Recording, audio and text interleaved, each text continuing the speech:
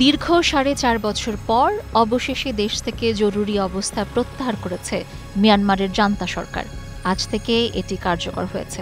শুধু তাই নয়, সামরিক সরকারের প্রধান ঘোষণা দিয়েছেন সাধারণ নির্বাচনের। আগামী ডিসেম্বরের মধ্যে ভোট হতে পারে, তবে দিনক্ষণ উল্লেখ করা হয়নি।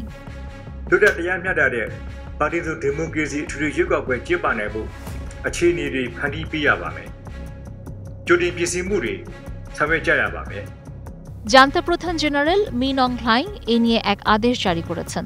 পরে এক অডিও বার্তায় জান্তার মুখপাত্র জাও মিনতুন বলেন, বহুদলীয় গণতন্ত্র প্রতিষ্ঠায় নির্বাচনই এখন একমাত্র পথ। কিন্তু প্রশ্ন উঠেছে, এই নির্বাচন আসলে কতটা গ্রহণযোগ্য হবে।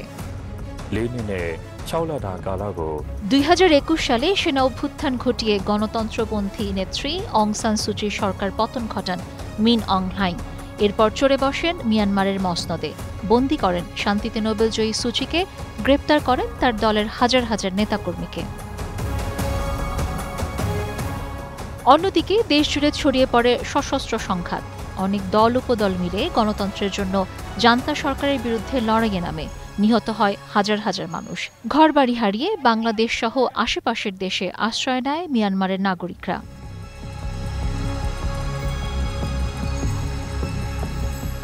এমন পরিস্থিতিতে হঠাৎ কেন নির্বাচন, এমন প্রশ্ন উঠেছে।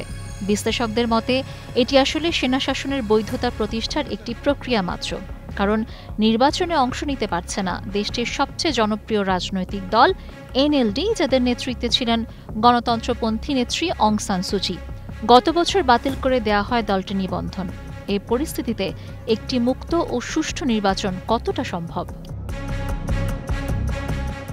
এদিকে অন্তর্বর্তী প্রেসিডেন্ট ও সেনাপ্রধান মিন অং হ্লাইং এবার সরাসরি প্রার্থী হবেন কিনা তা এখনো স্পষ্ট নয়। তবে বিশ্লেষকরা বলছেন, নির্বাচন যাই হোক, তিনিই থেকে যাবেন আসল ক্ষমতার কেন্দ্রে।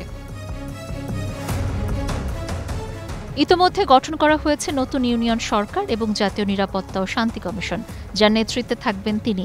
আরও উদ্বেগের বিষয় হচ্ছে, নতুন এক আইন অনুযায়ী কেউ যদি নির্বাচন বিরোধী বক্তব্য দেয় বা প্রতিবাদ করে, তার 10 বছরের কারাদণ্ড হতে পারে। Sabina Sultana, star news.